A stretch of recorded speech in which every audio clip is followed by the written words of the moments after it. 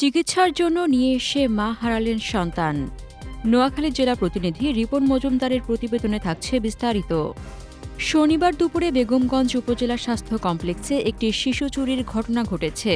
ভুক্তভোগী জান্নাতুল ফেরদৌস তার ২ মাস ৭ দিনের শিশু সন্তান আব্দুর রহমানকে চিকিৎসা করানোর জন্য হাসপাতালে নিয়ে আসেন। চিকিৎসা শেষে তিনি নিজের ডাক্তার দেখানোর জন্য লাইনে দাঁড়িয়ে পড়েন। এই সময় এক অপরিচিত নারী শিশুটিকে কোলে নিয়ে টিকিট কাটার জন্য সিরিয়ালে দাঁড়ানোর অনুরোধ করেন। সরল মনে জান্নাতুল তাকে তার সন্তানটি দিয়ে টিকিটের জন্য চলে যান। টিকিট নিয়ে তিনি ফের পূর্বের জায়গায় ফিরে এসে দেখেন তার শিশুটি ও অপরিচিত নারীটি আর সেখানে নেই।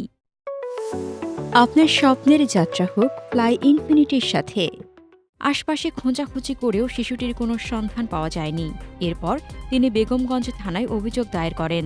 বেগমগঞ্জ থানার ভারপ্রাপ্ত কর্মকর্তা লিটন দেওয়ান জানান, ভুক্তভোগীর অভিযোগের ভিত্তিতে আমরা সিসি ক্যামেরাগুলো পর্যালোচনা করছি এবং তল্লাশি কার্যক্রম অব্যাহত রেখেছি। তবে এখনও পর্যন্ত শিশুটিকে উদ্ধার করা সম্ভব হয়নি।